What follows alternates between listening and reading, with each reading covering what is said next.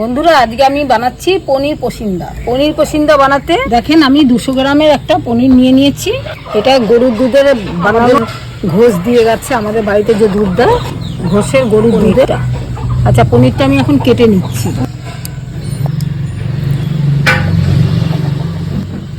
পাতলা করে কেটে নিতে হবে। পনিরগুলো এই সাইজ করে আমি কেটে নিলাম। পনির পসিন্দা বানানোর জন্য আমি একটা চাটনি বানিয়ে নিচ্ছি। চাটনিটা বানানোর জন্য আমি আদা নিয়ে নিচ্ছি, কাঁচা লঙ্কা, ধনে পাতাটা দিলাম, অল্প একটু লবণ দিলাম, একটু ঝাল ঝাল আমি একটা বাটির মধ্যে উঠিয়ে নিলাম। পনিরগুলো কেটে একটু গোলমরিচের গুঁড়ো, লবণ দিয়ে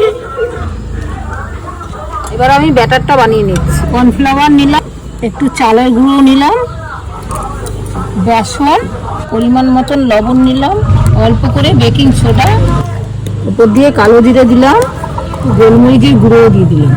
অল্প অল্প করে জল দিয়ে, বেশি পাতলা করলে হবে না, ঘন টাইপের রাখতে হবে। ভালো ফেটানো হবে, ফুলবে ভালো। কড়াইটা গরম হয়ে গেছে, আমি তেল দিয়ে নিচ্ছি। আমার এখানে 8টা টুকরো আছে, আমি এই 4টের মধ্যে চাটনিটা দিয়ে দিচ্ছি।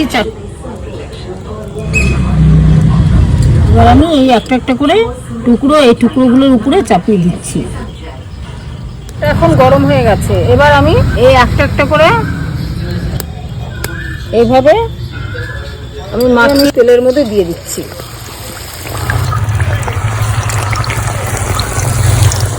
এগুলো কত সুন্দর ফুলেছে বন্ধুরা।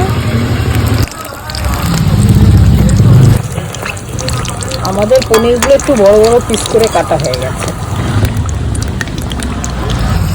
আর একটা পনির দিয়ে দিলাম। মনে হয় অনেক কঠিন রেসিপি না, একদম সহজ রেসিপি, সবাই বানিয়ে খেতে পারবে। পনির পসিন্দা সব রকমভাবেই খাওয়া যায়, একটু সস নিয়েও খাওয়া যায়, এমনকি চাটনি করেও, চাটনির সাথে, এমনকি ভাত, ডাল ভাত দিয়ে রেখে বেশ পনির দিয়ে ভালো লাগে।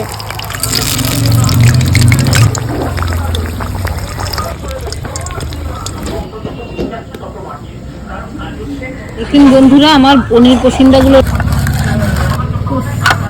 এই যে কেটে নিয়েছি, দেখেন কত সুন্দর হয়েছে।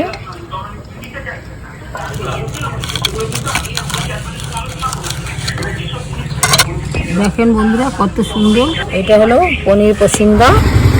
যদি ভালো লাগে একটু লাইক করে দেবেন।